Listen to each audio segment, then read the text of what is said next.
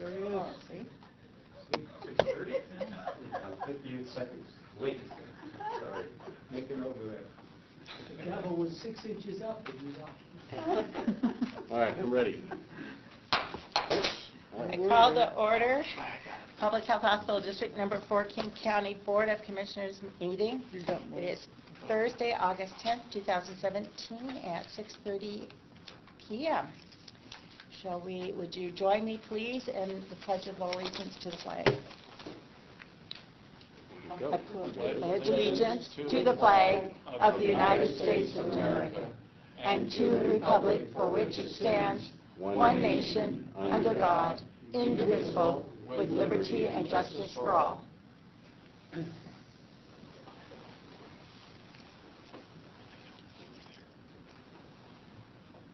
Val, would you please call the roll call, please? President Norris. Here. Vice President Young. Here. Secretary Spikers. Here. Commissioner Herron. Here. Commissioner Fowler. Here. Do I have a motion for approval of the agenda? I move we approve the agenda. I second it. Is there any discussion? Changes? Hearing none, we will vote then. All those in favor of the agenda as written, say aye. Aye. Opposed? Majority rules, it's all of us. Public comment. First, before we go any further, I would ask that everybody make sure their cell phones are off. We try to do that so that we don't have interruptions. Want you to read that? Oh.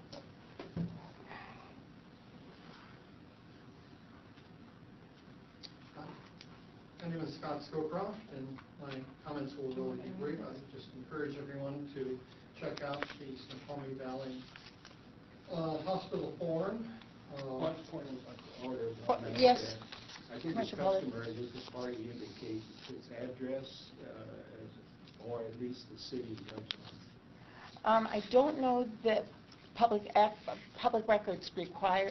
I don't think it's required. I understand that you do not have to give that information. All you have to do is just say your name, and you don't. To attend, as I understand it, you don't have to give any information, but if you're going to speak, that's customary. At any rate, Madam President, yes. The statute does not require that he identify his address or That's what I thought. It's customary in practice that most boards ask as a courtesy to explain where they're from or if they're from the district or outside the district, but the statute does not absolutely require that. If it would be helpful, Commissioner Pollard, if you would like to ask that question, you certainly may do so. I have asked it. I think that it's customary, and if you go to any of the city councils around here, they not only ask what city they're from, but they ask for their specific address. Yeah, but you'll recall that when Brad Koch, a member of the Snoqualmie City Council, came to speak, he automatically gave his street address and so forth. I just think it's customary. It's a courtesy to those that don't know this speaker.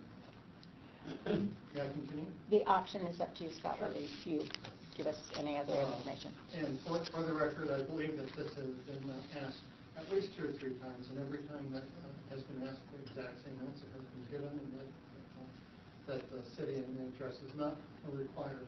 But I'm more than happy to do it. My name is Scott Scowcroft. I live in West Seattle. I come before you, so those of you who don't know me, as a former executive director of the Hospital Foundation, a former staff person, and also a very grateful family member of a former patient. And my comments this evening are going to be brief. I have the Snoqualmie Valley Hospital Forum, which is a website that has a lot of information about not only these meetings, but specifically specializing in 2 areas, one of them is affiliation. And then there's also the Snoqualmie Valley Hospital Facebook forum Facebook page, in which members of the public can express their opinions and comment. So it's a public participation website and Facebook page that has no affiliation with the hospital district, but it does try and keep the public informed in terms of what's going on. That's my own thought. And I guess if you don't remember, or if you'd like to have an easy way to find your way to it, all you have to do is either Google SVH Forum or Snoqualmie Valley Hospital Forum. Either one of those, and honestly should be the top listing in the Google search. That's my comment. Thank you. Is there any other comments or anybody else that would like to address the board? Hearing none, then we will move on. Do I hear a, I move approval Thank of you, the Gene. minutes I'll second. of July 13th, 2017. do we want to do both them together or I have separate? no objection to that, so if others don't object, I believe that approval of both sets of minutes. Then I would second both. Okay. And is there any discussion or corrections of those minutes? Hearing none, we will vote. All those in favor say aye. Aye. Opposed? Okay. Ayes have it. I don't have any communication, but I think I do. The board evidently purchased a flower plant for me, for which I'm very grateful. I didn't see the correct card because somebody didn't give it to me. And for those of you who are here that may not know, we lost our son a couple weeks ago, our firstborn, at 41 years of age, to heart disease. So I now have a new vendetta about young white males and heart disease, because this is not the first young man that I know. My husband's family lost one about 9 months ago, and he was 40, so, and in very good shape. Thank you. Thank you for your care and concern for me. I appreciate that. You're on, Thank you. Superintendent. My report is in your packets, and I'll just start in. First item, which has been our item for some time now, is affiliation strategy. August 11th, that's tomorrow, is the due date for organizations to provide us with their proposals. On our agenda this evening, Steve Hebner will guide us through a presentation and discussion of the process for evaluation of the proposals. Looking forward to that. On finances, the financial report tonight will show that in June there was net income of $73,000 and an unrestricted cash balance at end of month of $6.6 million. Cash declined from May due to the payment of the cost report adjustment for 2016. We expected that following the Moss Adams audit completion. June was budgeted for a loss of $35,000, and again, we had an income of $73,000. Year to date, the budget calls for a net loss of $58,000. The actual is $77,000. Average daily census in June was above budget at 22.6. Budget is 22. The occupancy rate for June was 90%. Operating expenses were 4% below budget in June and 4% below budget year to date. And I just put in there parenthetically, that's $624,000 below budget year to date. Just a preview for July, our inpatient volumes were higher than in June, with an average daily census of 23.9 and 96% occupancy. Average daily ED volume increased in July compared to June, up from 10.8 to 12.3. Trauma. Now, I reported that last month that the State Department of Health had designated our hospital as a trauma level 5 facility. Following the news release, the Snoqualmie Valley Record and Living Snoqualmie both ran stories on the trauma designation. We've had some good responses from that. Bartell Drugs in Snoqualmie just opened, and we've received a very positive initial response from the local manager of Bartell and the area director of care clinics to my request to work with them on care coordination. Dr. Wickup and I will be meeting with them on the 23rd to provide mutual tours and discuss how to create safe patient handoffs and effective referrals for diagnostic services. We will do all we can to help them to be successful because their work will produce ancillary work that we can do for them, particularly around lab work and medical imaging. King County Search and Rescue, we have concluded the drafting of the agreement with them with respect to their use of East Campus as a location for their vehicles. The agreement will be reviewed by the Facilities Committee during its August 28th meeting. And then subsequent to that, if the Facilities Committee decides to take it the next step, it will come to this body for approval. Last item, that's regarding public comment.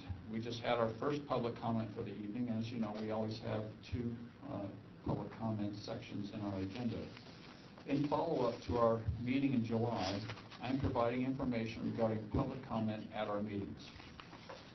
From the Municipal Research and Services Center, MRSC website, there's an article titled Public Participation in Council and Commission Meetings. And it's quoted as follows: if speakers take too much time or engage in personal attacks on council members, it may be necessary for the mayor, read that here, President, to cut them short. Council members are expected to be polite to citizens appearing before them, but there is no requirement that they subject themselves to intimidation by rude speakers. Again, that's from the MRSC. My comment here is the board can determine if and how public comment is to occur. The following is a section from the same article. The Open Public Meetings Act does not require that citizens be allowed to participate and speak at council meetings other than public hearings. That act merely specifies that the public has a right to attend council meetings except for executive sessions. It is up to the council to determine if their rules of procedure, if and for how long citizens will be allowed to speak at council meetings. You have done that in your bylaws where you have designated 2 sections in your agenda and 3 minutes. Of course, most city councils do not have a portion of the meeting set aside for citizen discussion and comment. However, even in that portion of the meeting, the citizens may be limited in their topics they are allowed to discuss and also limited to how long they are allowed to talk. Remember, the purpose of the council meeting is to conduct the city's business, in our case, the hospital's business. It is not a public forum.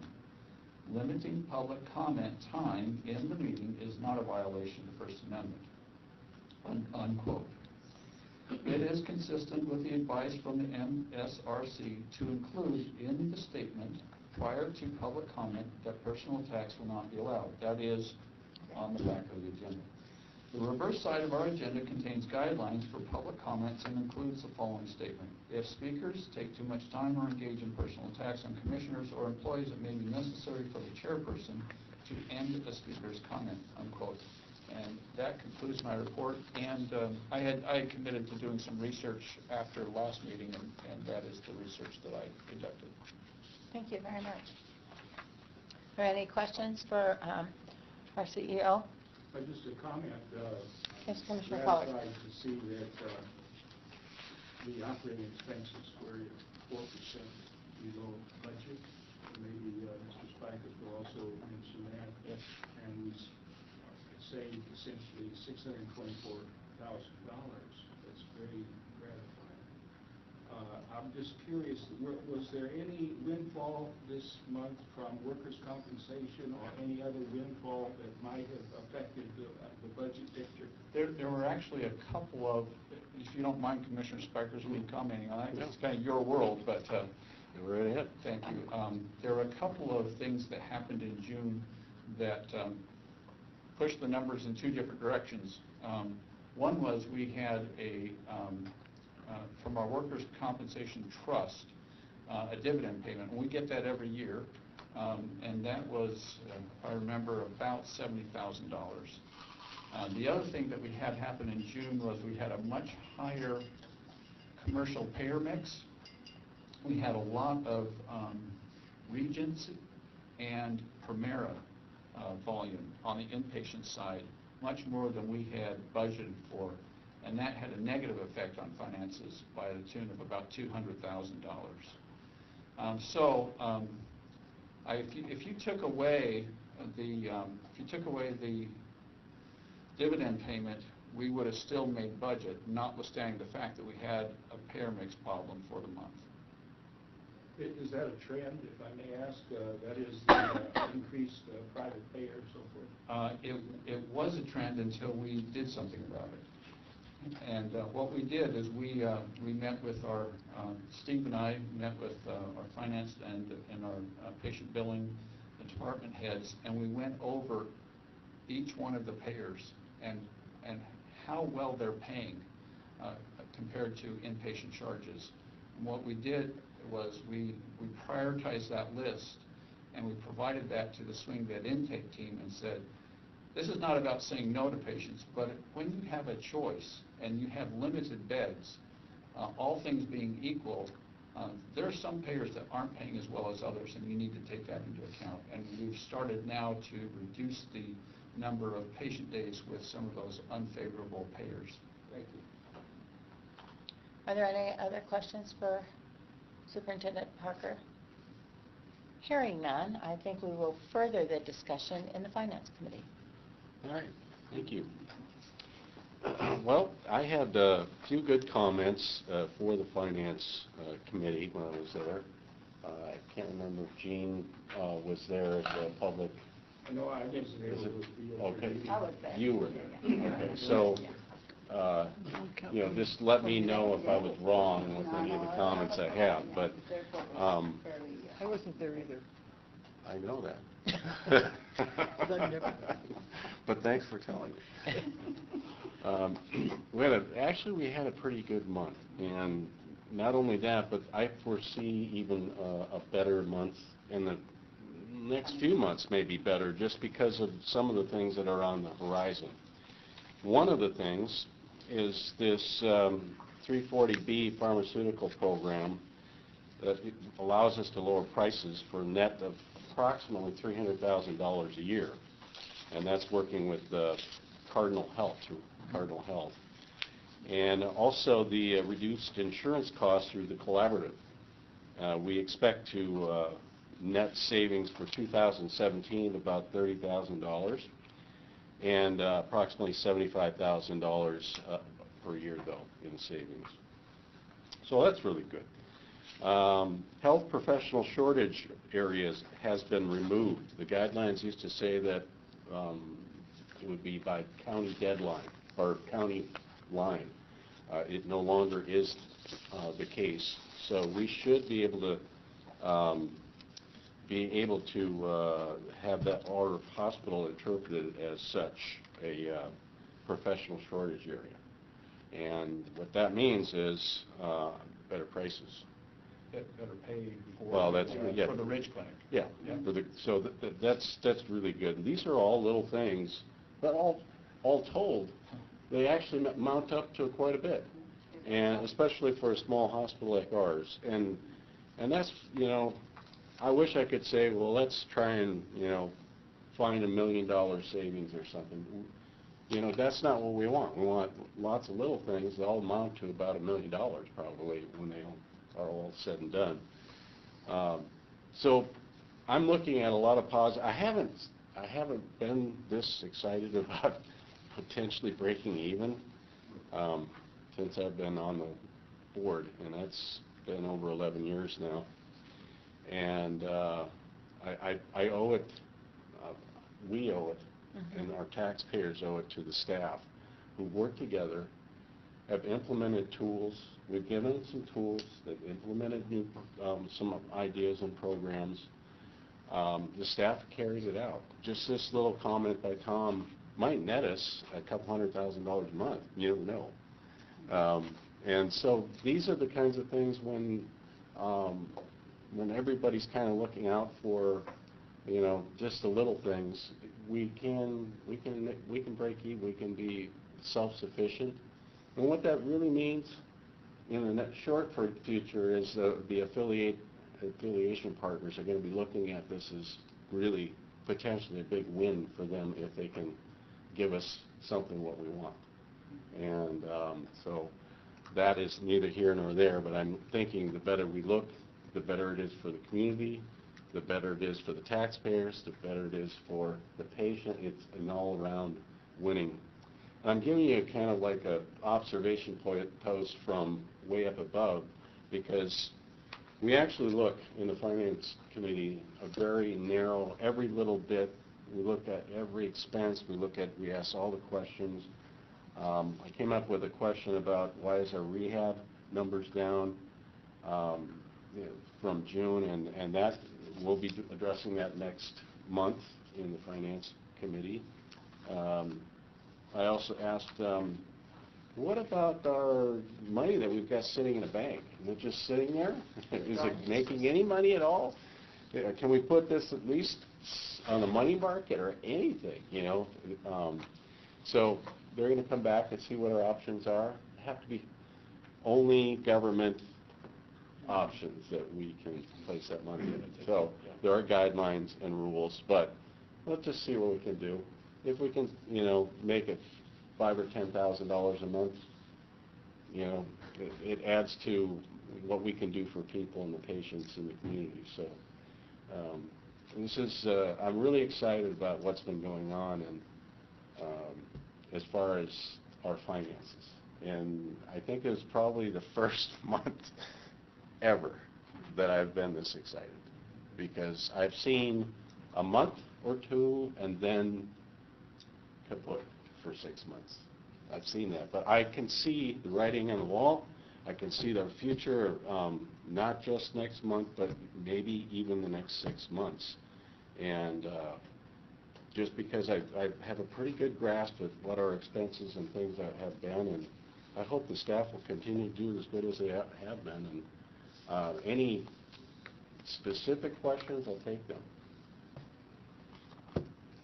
David, did you consider, I know the last time you met, one of my questions was the collection status. Yeah, we're doing actually, the accounts receivable and what we're doing. Yeah. Yeah, that's, you know, we were at over 100 days in accounts receivable not more than a year and a half ago. What are we at now? We're down in the mid-50s, and anytime you get close to, in the low 50s, you're doing very good based on our type of payment system, our mix of our payer mix. So we've got a lot of Medicare, and they only pay once a month. So, and then it takes 1 month to gather that information and send it to them. So it's almost 60 days right there, and that's quite a bit of our accounts receivable. Well, it's not even just that. Blue Cross, you get a bill 3 to 4 months after, even 6 months after you It could be 6 months on some private pay. So it's really, we're doing right. As good as we we're doing can. pretty good. Yeah, so we're doing as good as we can, I think. If we're doing anything better than 51 days in accounts receivable, I'm wondering how we're doing it. I don't know. I would be kind of looking and saying, Steve, what are you doing? How are you getting that money so quickly? So, no, we're doing very well, and I've got good cash flow, got money in the bank. We did have to pay back Noridian, which is the cost adjustment, about 1.3 million. And I have really, and over and over and over, when we have something like that, I don't like it. It does happen.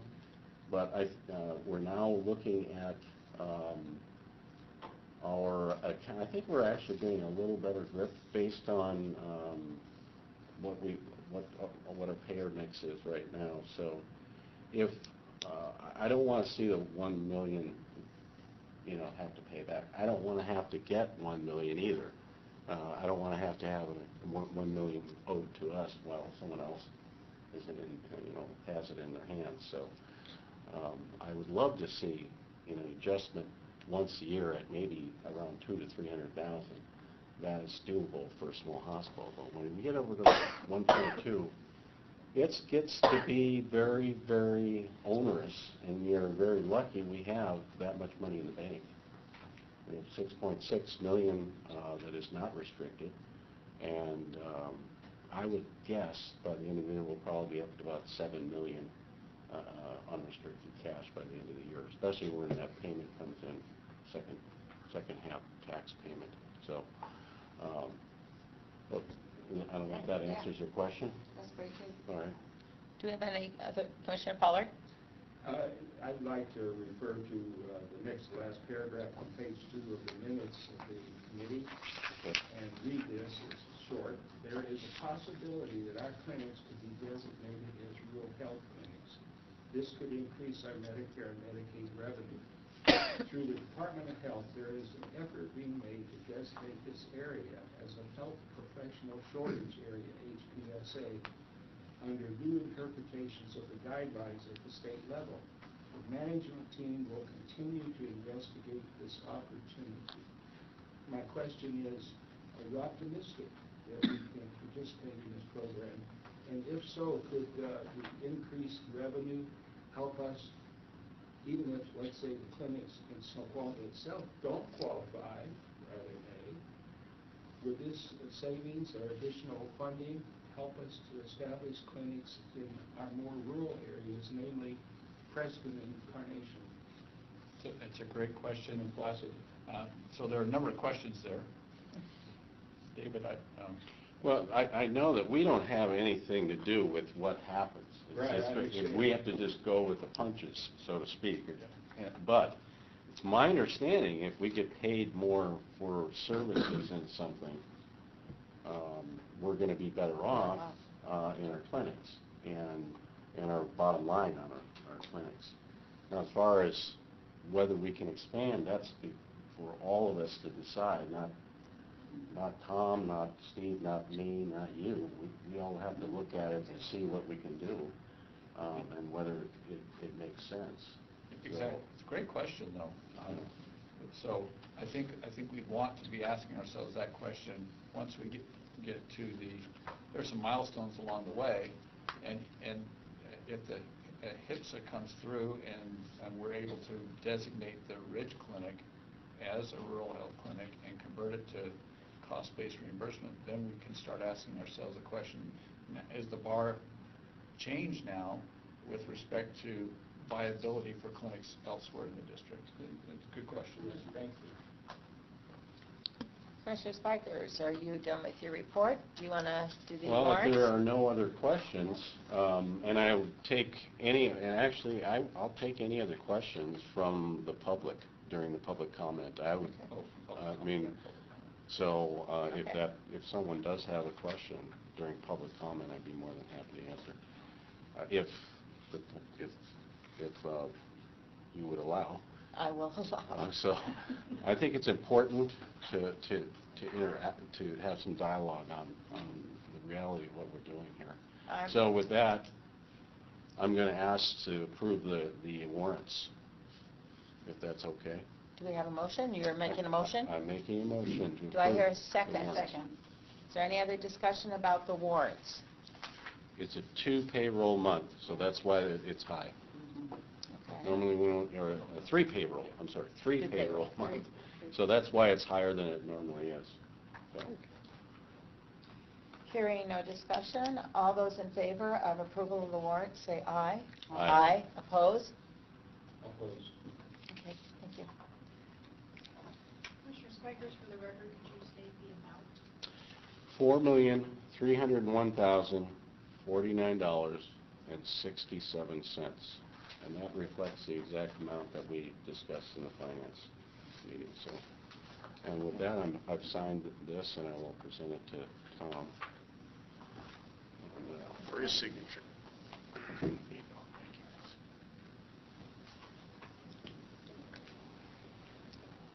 Moving on, I see Joan has her minutes with yellow. Are you doing the minutes, or is Emma was not there. She'll she'll be doing I'm it? doing Okay, it. Commissioner Young, would you Okay. share the medical committee minutes with us? Okay, just some of the high spots. We are preparing, or the hospital's preparing to implement a single standardized vendor evaluation tool to replace the current variety of tools in use, which should streamline the whole process of vendors. Average daily census, I think Tom probably alluded to it. We are budgeted for 22 average daily census, which is 88% occupancy. In June, the average daily census was 22.6, which is 90.4 occupancy, Year-to-date through June, it's 87.6 occupancy, which is pretty good. Okay, and Mr. Parker reviewed the trauma level 5 application. If anyone has questions, I'm not sure. I think they were pretty well explained in the publications that went out. And it could mean an increase, should mean an increase in our emergency room census. We are trialing, or they are in the ED emergency department, a bed tracking board that is integrated with the computer system. So you can keep track of who's where and what's being done in a real timely, efficient manner. Also finalizing the mandatory flu vaccine policy and processes for introduction in August.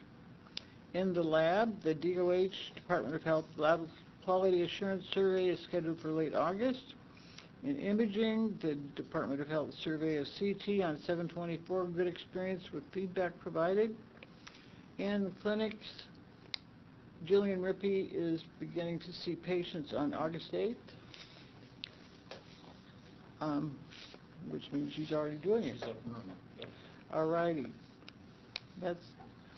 And Medical Executive Committee met, and recommendations for privileging of initial privileging to provisional status of Peter Thurlow, MD.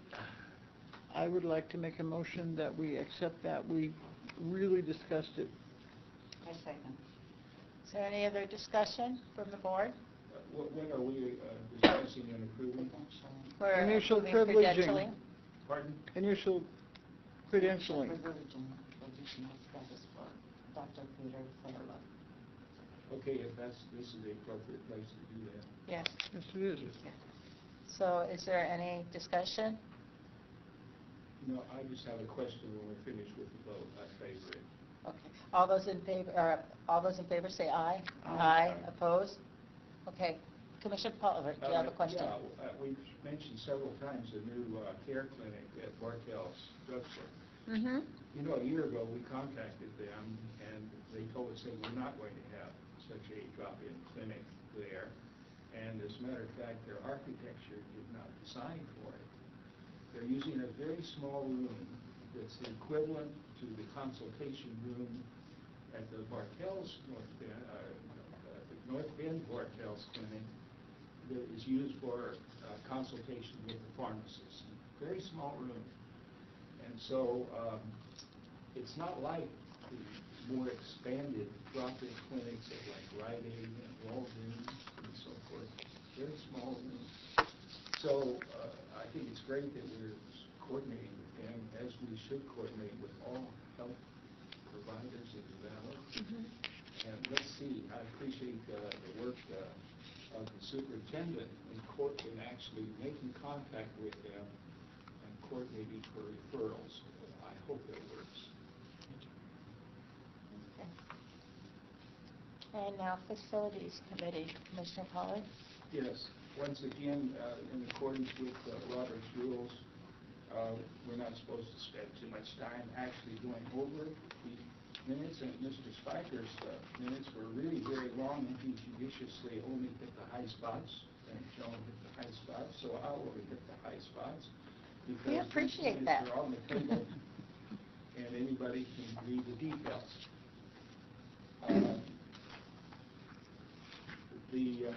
We're very concerned about transportation issues.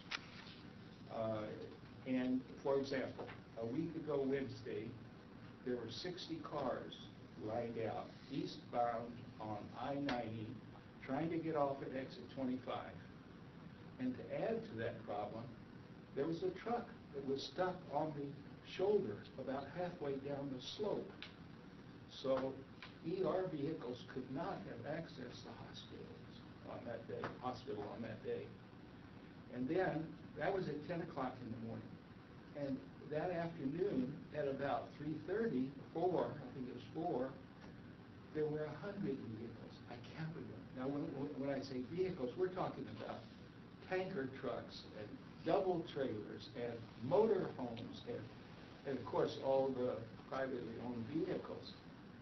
But this is a very serious problem that we in the Facilities Committee are trying to get a handle on, because getting to the hospital is half the challenge for people that might want to come to our facility. So there has, since this meeting, which occurred on July 24th, there have been consultations between Scott Mohavik and I believe, Tom, you were involved with the head of the Snoqualmie Valley Transit System. And I don't know whether you want to comment on that now, since we did not discuss it at the Facilities Committee meeting, or wait until after we discuss that in our Facilities Committee meeting this month. Let's wait. I'll only say that we do, Scott and I have a meeting coming up with Metro regarding the alternative route program, and so there'll be more information coming. Very good. And I experienced one of the transportation problems that were noted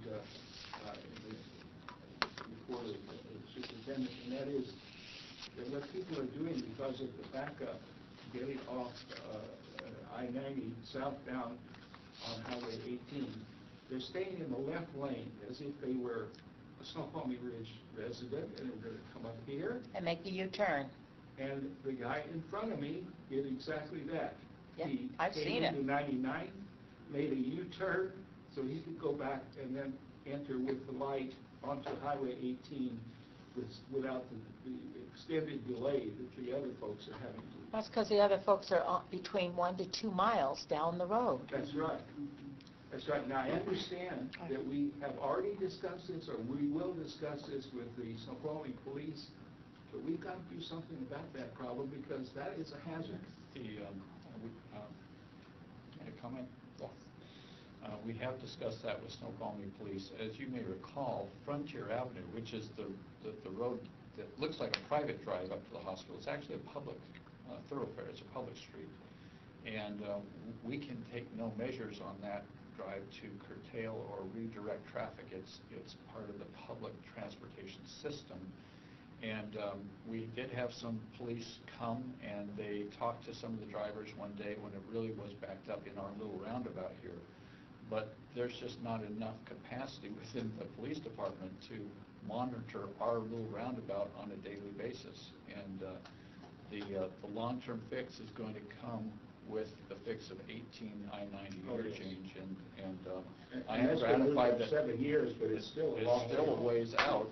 But I am happy that there has been a change in thinking about that project, and instead of pouring a lot of concrete for flyovers, looking at the diverging diamond interchange, and I think that could be a great solution. Hopefully it will be. Well, I appreciate that. Would a short-term fix be to put a no U-turn sign on 99? There is one. No U-turn? There is a no U-turn. That's new. It's been there maybe a month. Down if they're getting off and they're taking a U-turn to go back. No, I mean right here on 99th. After they try to make a turn, they'll learn that there's no U-turn allowed on 99th. Let's discuss in facilities. Oh, we'll discuss that this month. Yeah. Okay, very good. We've got the small parkway sign lighted now. With respect to making the hospital a community gathering place, we had very few community organizations meeting here this month because they're all on summer hiatus. And we had no public comment.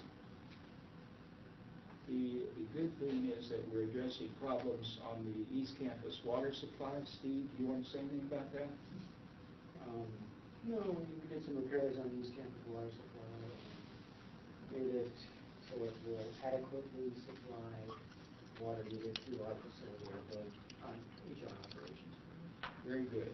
With respect to King County Search and Rescue, the superintendent reported on this in his report, so I'll say no more about that. So the way the Robert Rules of Order envisions this is that if everyone has this information beforehand, the board meeting is the time for questions. So if anyone has questions of the Facilities Committee, this is the time. Thank you. I have two questions. One, why is the water not potable? It would require a significant financial investment to bring that system up so it is potable. So drinking water is supplied by the vendors. So it's actually, it's not really not potable, but it's not really... It's not certified. It's not certified, Okay. so, yeah, So legally it's not I was potable. worried that Technical we've got liability answer. hazardous waste in our well system or something. Okay, all right, I got that, all right. All right. And the only other question I have is, what is the Echo Lakes Estates lawsuit? I don't know anything about that. That is, we've been working with the city on joining with the city in opposition to development of the land around East Campus, because the developer wants to parcel that out, 5-acre parcels, and access aquifers that are under that property. And we in the city believe that there is not enough water in order to support that project and not affect existing owners, us. Okay. Is that still in court? Yes. Yes. Is that the property that was once owned by Puget Western, or is that... Yes. Okay. Yeah. Okay. Are there any Thank other you. questions for facilities? I'd just committee? like to add one thing, and it is a couple of months ago, we invited into the facilities committee Scott Nohavic's team of maintenance people. He's the facilities director, and you probably noticed the vast improvements in the landscaping, and these guys are the ones who did it, and we wanted to recognize them. So they came to our meeting, and we recognized each one of them. Now, we'd like to recognize the people who take care of the inside of the hospital, because I think we've got one of, if not the cleanest, neatest hospital in Washington State. That's very nice. But these are the people that do it, and we'd like to recognize them. Finally, in connection with that, if I may be allowed, I hope that our next employee recognition event will be at a public meeting, so the entire board can recognize them, and the public, rather than what has been done in the past, and that is just among the employees. I hope the superintendent will consider that. Thank you. Thank you, Chair. Thank you, Commissioner Pollard. Next on the agenda is old business, and that's affiliation update and proposal evaluation process. Steve, come here.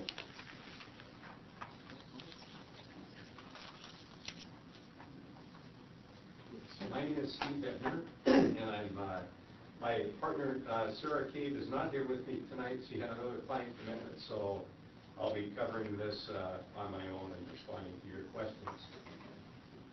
And I'll wait for the presentation to come up here.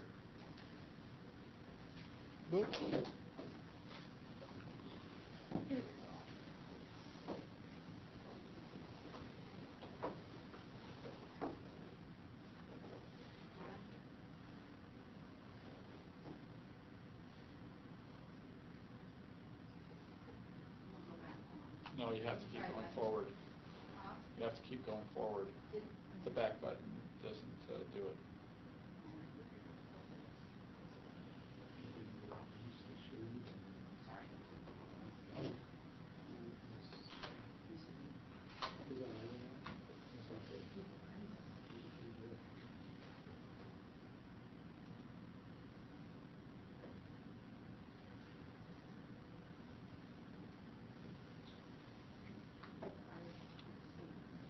Yeah, that's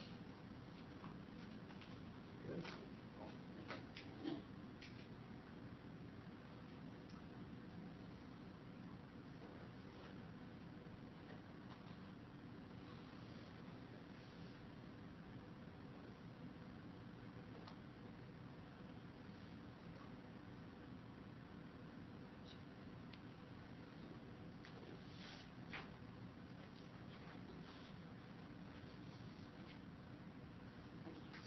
What you looking for? Start the slides. Oh, You see? well, it's not in PowerPoint. It's Do you have to click it, page to page?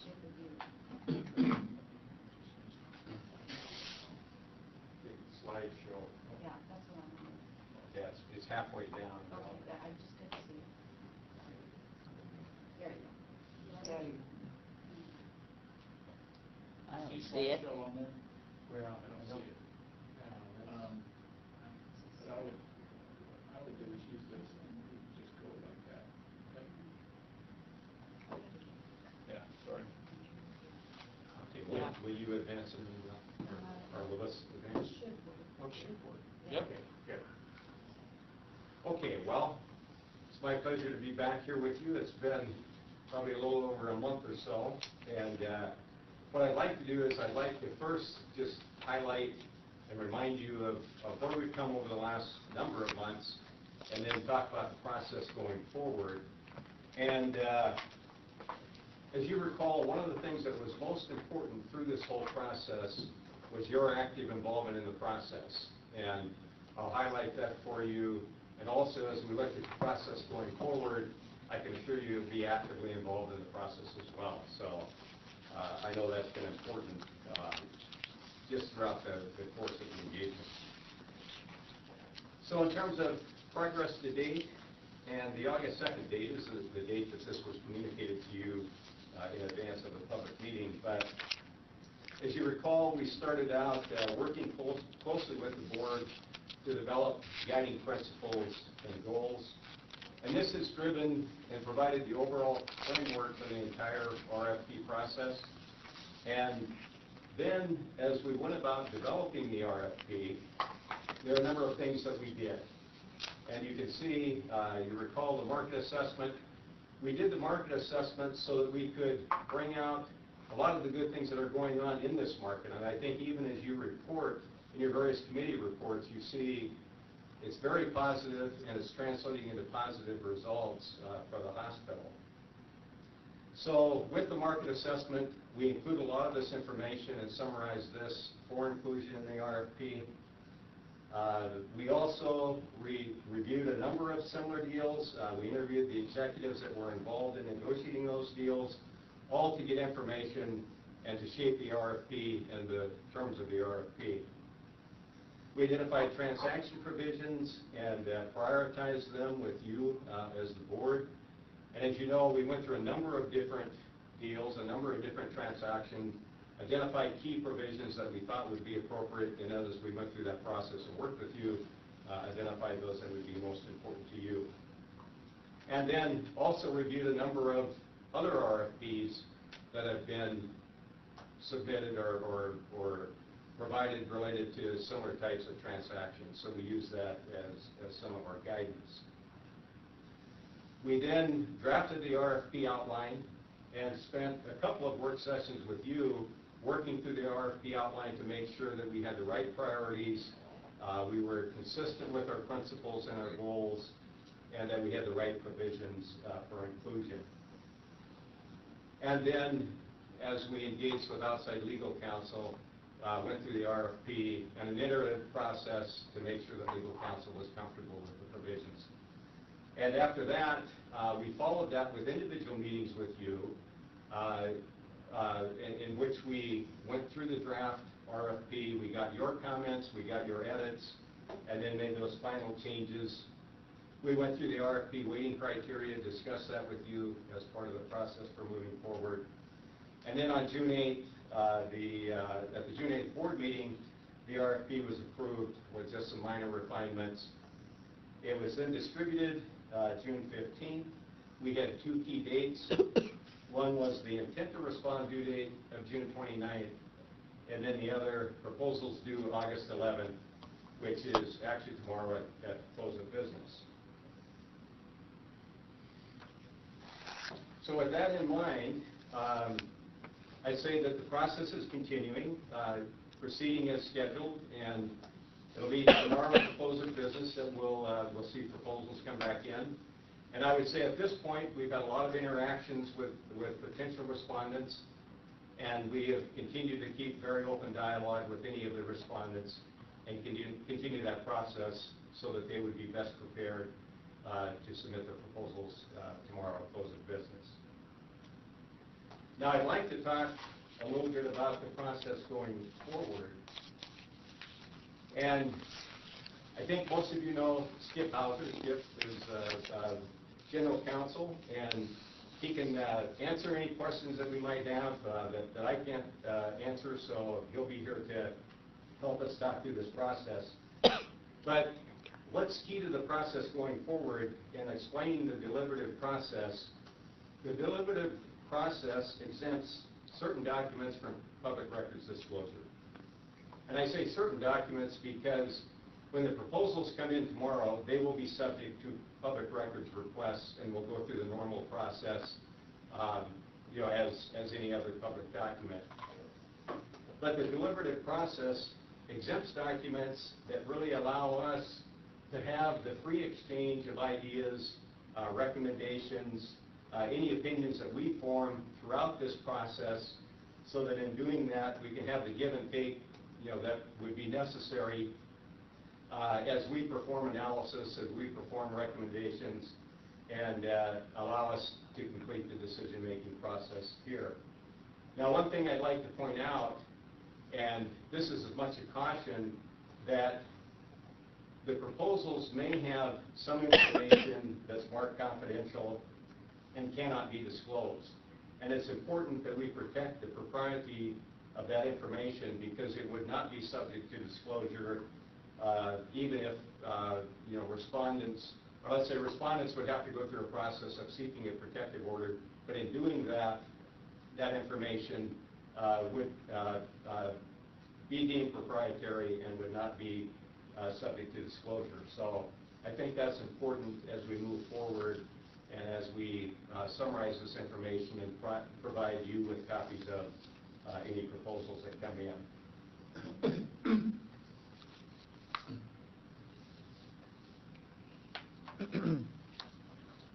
Also, as a continuation of this process, the discussions that you have with us, with Sarah and me as consultants, we'll be providing analysis, recommendations.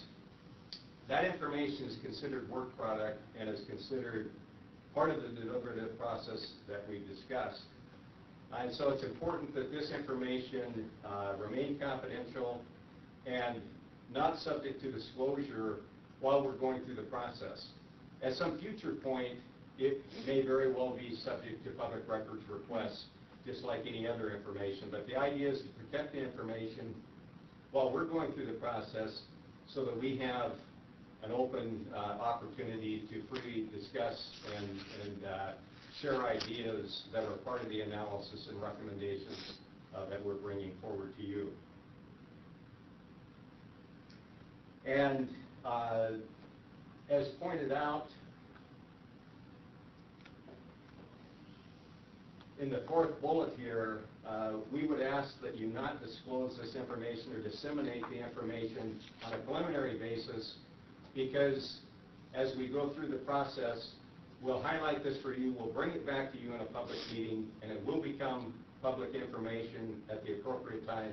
That's after we've had a chance to have the right discussion and interaction with you related to this information. And the last point here is that we've had some discussion as what information can be covered in executive session, and Skip may clarify this further, but when it comes to the minimum price that is being offered, there can be discussion of that in an executive session, but that does not necessarily extend to all of the provisions of the proposal. So just so you know that there is certain information that can be covered in executive session, but that does not extend to all of it. The rest of the information does need to be covered in public meeting. And I think it's a matter of making sure that we're clear as to what can be and what cannot be discussed in executive session. So, Skip, I don't know any other points that should be made there or that you'd like to highlight? I can just advise the board that there's a recent Washington State Supreme Court case on this issue where the Port of Vancouver went into executive sessions to discuss well beyond what was just the minimum price. Put your mic there, thank you. So my caution to all my clients now is that when you go into executive session, that you stay very narrow on the issue of price for lease and don't go into all the other impacts or effects that might be part of a lease. And that's called River Keepers versus the Port of Vancouver. And it was a recent case in the last month or so. So that's the only reason that last bullet is up there now, is that we're very aware of public agencies who typically go into executive session, but as you know, sometimes can stray beyond just the price issue and that executive session requirement into other areas. So that's my caution to the consultants as they work with you, and my caution to the board as you go forward.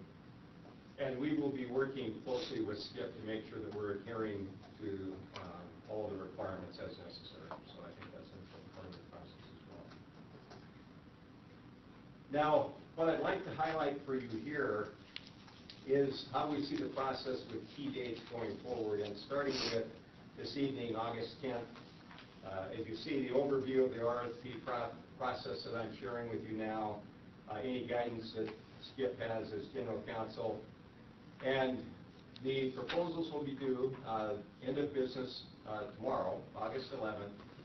And then over the weekend, Sarah and I will be summarizing a package and pulling a package together that will go out to you early next week. And this will include the actual proposals as well as any other documents that we're pulling together. We will not have completed our assessment at that time. We'll be going through the scoring process and the evaluation process following that. But as we say here, hopefully by August 14th, the copies of the proposals will be in your hands as commissioners. And then mid to late August, Sarah and I and the executive team will be scoring the proposals, and I'm trying to read small print here, but as you can imagine, there will most likely be dialogue with respondents that we will need to have some clarification and some back and forth discussions with them, and that's the interactive discussion and dialogue that we would be having with respondents. After we've received clarification on any of the questions that we have, we would then be preparing a report to you as the commissioners, and from that, probably late August, early September, is when we would propose that we have individual meetings with you. You will have your comments on the proposals. You will have had a chance to go through them. We'll share our summary report with you and get your feedback. From that, then, we'll summarize the key points that we see coming out of your collective observations, collective views, and then we'll draft a report that identifies the key focus areas that we will bring back and discuss in a public meeting, that meeting being the September 14th board meeting. So it's just a matter of getting more collective and focused thinking around that. So, President? Is it kosher or not so kosher for board members to talk amongst themselves when we're going through this late August, early September, when you're talking to us individually? Because sometimes we're not going to hear questions that somebody else may have asked, or that we just, is that appropriate or is it not? Well, Skip, I may turn that over to you. I think we would prefer the discussion is with us so that we can get bring together consistent themes to bring back to all of you collectively. I have an issue with that. I agree that we should collectively be involved and hear everybody's feedback or input. Mm-hmm. We feel like we are kind of out in the dark to make some decisions before we even receive it. So I'm a little. No, and I can assure you, we will be very careful because we understand how important it is to you. No decisions will be made that you're not a part of. I think it's just a matter of focusing on issues and summarizing the information to bring back to you. Could this be done in a work study so that all board commissioners can be actively involved rather than, That is the plan for the meeting in September, is that's when it all comes together. You've got all the feedback from individual board members, but then you do it as a collective with all of that information. So what is the goal of that September 14th meeting? What is the ultimate goal?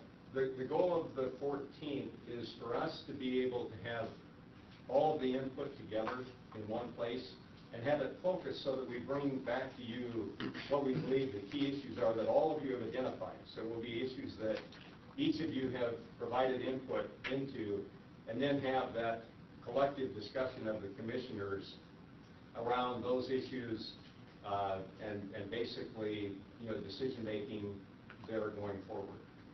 So I think the thinking was that rather than just not have any discussion with you and get feedback and do that in a meeting, there's a lot of information that just gets, kind of swirling about, and we could probably do a better job of bringing focused issues back to you if we had the individual feedback.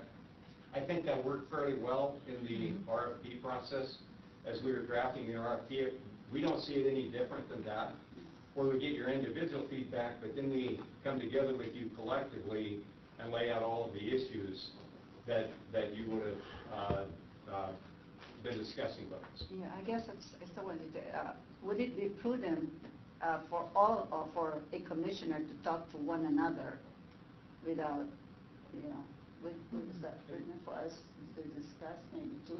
I don't know that we have any concerns at all. I think the commissioners need to communicate. Okay. We would ask that you help us with the deliberative process and keep that information amongst yourselves. And I think you probably are very much conscious of making sure that you're not,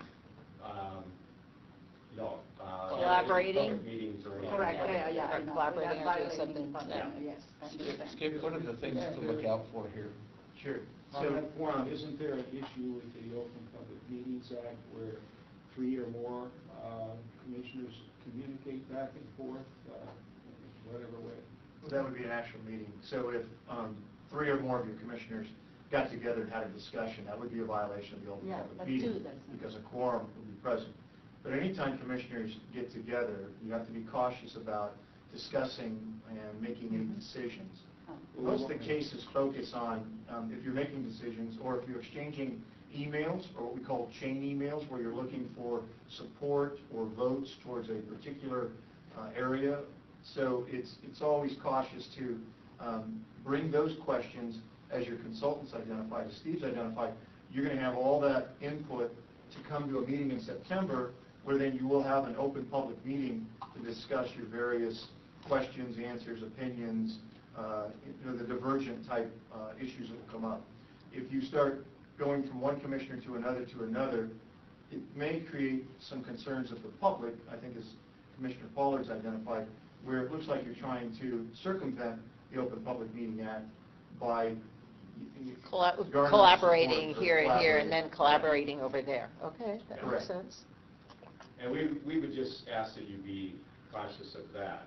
It's not at all to limit the communication or the dialogue among commissioners. I think we've demonstrated to you our desire to make sure you're included in every part of the process, and we'll continue to do that. And then I think the only reason for the question is just so that we all know what each other's thinking. I mean, it's not so much to collaborate, but to make sure that we have an understanding of perspectives, so we don't have to duke it out publicly. As long as we're not making any decision, that's Yeah. not in violation of anything, yes. Yes, and Apart from the issue of making decisions, which we don't do We in don't. work study sessions, No, we don't. I do think that your point, Madam President, at the beginning was very appropriate, which is hypothetically, let's say we're all making the same point. We're not gaining anything from group interaction. And that's why there's a board, not just one person representing the public. I would like to see a work session, informal work session, where we can get down into the details as is done in a work session as opposed to a formal meeting. And I'm very concerned that these individual meetings with the consultants may constitute polling, and which is prohibited by law, as I understand it. Well, I think, You can comment on that. yeah, and from my perspective, I just want to hear what other people say, because they might bring up a valid thing that I have not considered. So that's that's the other thing. How do we hear each other and consider what someone else might have to say that gives us a better Sure. perspective? And President Norris, we may be able to go back and look at the calendar from when we originally laid it out and see if there is a work study session in there. I don't know, Tom, I don't recall what was available. Yeah. We could look at the August, I don't have that, well, I guess I do have, 29th, August 29th is a work study session. Thank you, Val. Yes, Commissioner Pollard. Yeah, I guess the way I see it is the whole can be more than the sum of its parts. And that is the actual interaction between commissioners can bring out things that perhaps individually we won't think of. And I think that was true in the process, we went through the RFP. So I'd like to see a work study session to discuss this. I'd like to know which of these meetings have you envisioned as being executive sessions? I think that we would, most likely we'd go into executive session as needed. And that again, is... At any meeting? Yeah. Including a work study session? Yeah, but as we were cautioned for very limited topics, but if it were necessary to discuss any issues around minimum price or pricing overall, there may be a need to go into an executive session. Does Commissioner Spikers or Commissioner Young, do you have any thoughts or questions to contribute to this discussion? No, I think we've reviewed this, and I've been to a couple of sessions, ethical sessions way back. I'm pretty familiar with, what we can and can't do. There's going to be some gray areas, and then we should always make sure that we ask legal counsel before we decide to do something that might be in that gray area. Yeah. So I think we're covered at this point. I'm not too worried. Okay, Commissioner Young? I personally like the individual sessions because there are some things that I might want to say that I don't want to have discussion about. It's my opinion, and may not be worth a hill of beans, but it's still your opinion. It's still my opinion, and I want somebody to know it, without laying it out. Not that I don't appreciate all of my fellow commissioners, but every once in a while, something may come into your mind that you don't want spread necessarily or have a big discussion about. It just is an opinion that you have. I think that's valid. Well, let's try and bring the process together to take advantage of both. Yeah. Commissioner Pollard, do you desire to be recognized again? Commissioner Young's opinion, and I'd like to hear it. Well, we're still in the formulation process and not as a fait accompli at the end. By the way, tell Sarah Kate we missed her tonight. She's always Off topic. Very well. Okay. But I heard this business about minimum price, or price being such a key factor. This hospital's not on the market for sale. We're talking about financial arrangements. Now, it would seem to me that financial arrangements can be very complex, and those should be in executive session. So I don't see this as a price issue because we're not for sale. Well, unfortunately, the Open Public Meetings Act is very narrow. You can't take in to executive session those. It provides for leasing or sale. There is no suggestion of sale here. It's leasing. You want to lease this property. There's a minimum price involved, or there's leasing considerations. That would be an appropriate executive session item. So the leasing considerations can be more than price. Yes, and the parts that are more than price are going to be done in an open public meeting. The parts that come down to price are going to be in an executive session. Is there any other questions? Can you move on? I just had one comment, I guess. Sure, right. With respect to are they designating their proprietary information ahead of time and then? Yes. Okay, so. Yes, that was part of the RFP process. It was very clear anything they consider proprietary or trade secrets could be clearly marked each page. And Caution them also that you can't do that through the entire proposal, Right. but just Since specific the information. commissioners will be able to read the proprietary information, and Yes. they will be under a duty not to disclose or, Yes.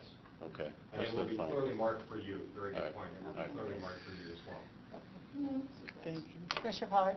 At the beginning of your remarks, Steve, you said that on the 14th, commissioners will receive the proposals. Yes. And at that point, they are public information. Now, later, it seemed that you were walking that back. I'd like to know, when this becomes public information, will the news media have copies of these proposals? For example, how will this be communicated to the public? As I recall, the process of merger between Valley of Monroe and Evergreen was through a process that made the proposals available to the public on the internet prior to any decision regarding the finalists. And it would seem to me that the public has a right to know what's in these proposals and what would be the best thing, since they're the taxpayers, they're the owners of the district. So just clarify, please, your initial statement that it becomes public information when the commissioners get the proposals, and then these considerations. Other considerations. Yeah, other considerations that you spoke of. Thank you, Commissioner Pollard. I just wanted to be clear that the proposals themselves are subject to the public records request as soon as they're received.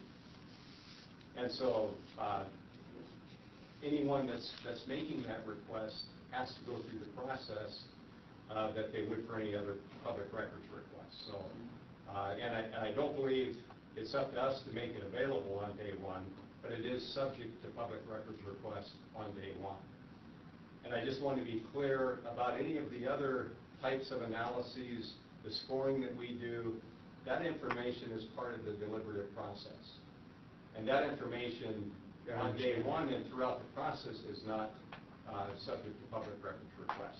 Well, at some future point, it could be. Yes, and if I may, there are parts of the proposals that the commissioners will get, which is, I understand it, are proprietary information that the proponent does not wish to have released to the public, even under a Public Records Act request. Yes. Is that correct?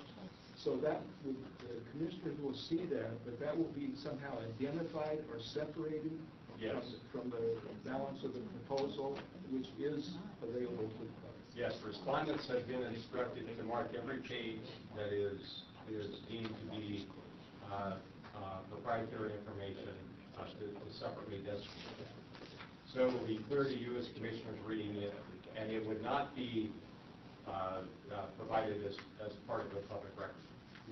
I'd just like to finally add that I find it delightful to meet with you and Sarah privately, but I do think we need to have an opportunity to interchange views because, as I say, the sum is more than individual parts, and we can stimulate each other's thinking about these issues.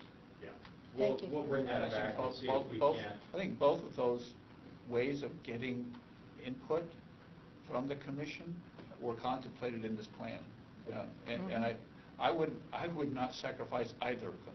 Thank you. Thank you. Thank you. Anything else? The only thing I'd say is then, as we continue here, just a few more comments, but then the timeline as we have laid it out here, then we would come back at our October 12th board meeting, and then there would be final consideration of any recommendations, and then selection of finalists at that time by the board. So that would complete the process, and then I'm sure we'll have more discussions. Well, Madam President, I just thought of something else, if you will allow me. And that is, somewhere in the report, you mentioned another public hearing as a possibility. I thought we were promised that we would consider holding public hearings in different parts of the district, like Carnation, Falls City, Preston, even North Bend. and then perhaps, once again, hold a public hearing at the Snoqualmie City Hall. I don't know, we ought to maximize this. Now, even if we only get half a dozen people, say, in Carnation, that's more than we get to our board meetings. And we need buy-in of the people of the district to whatever we're going to do. So I think this is one way to do it, and that is hold these public, then they won't say, you guys did this in secret. You know, I'm not gonna go to that hospital, you tricked me, or some darn thing like that, like we've heard so many times in the past. I can comment on that. What we had contemplated was getting us down to finalists, and then have public hearings where we have, we've got organizations that we're really feeling good about as finalists, and present information to the public and allow the public to Q&A with them. And what we've been talking about is having 2 public hearings. I'm kind of springing this on Steve, but one here in Snoqualmie, because there are a lot of people in North Bend and Snoqualmie. So it'll be the Upper Valley public hearing, and then we do a Lower Valley public hearing, same content, give everybody a chance to attend one or the other. Yeah, I think that's excellent. Okay. Are there any other questions from any other board members? Hearing none, are you just about? No, You're thank done. you. Thank you, Thank you Steve. very Thank much. you very much. Okay, is there any new business? I see none on mine. Does anybody have any new business? Hearing none, then we will move to public comment. Is there anyone that wants to make public comment at this time? And we are limited to 3 minutes. I'd be surprised if I go over a minute. I'd just like to encourage the board during your public hearings to not only have a public hearing in a brick and mortar place, but to go ahead and stream it live over the internet, and possibly even to be able to take questions from people who would be viewing it, and to make the tape or the video of that available on the official Snoqualmie Valley Hospital website, so that more of the public would be able to see the proceedings that you had, especially if in these public hearings there is an opportunity for you to find guidance from the public. If you have 8 or 10 or 12 people attend a public hearing, I don't think that that's substantively much different than 2 or 3 people. When you take a look at the entire community and have buy-out from the entire community, then I would encourage you to involve the community and involve it in a professional, serious manner, which means social media and live streaming video is easy to do, it's not expensive, and it reaches to everyone in the valley, especially the people on the ridge who live. That is their environment in which they consume news and they communicate with each other. Thank you. Thank you. Is there any other public comments? Anybody else want to address the board? Hearing none, we will move on. Okay, do we have any new business? I don't see any new business or action items. So is there anything else that the board sees needs to be addressed? Do I hear a motion to adjourn then? I so move. I make a motion to adjourn. Joan made it. Joan Oh, made it. do I second it? Second. Is there any discussion? Hearing none, we'll take the vote. All those in favor say aye. Aye. Opposed? It was unanimous. Thank you. We are adjourned. Okay.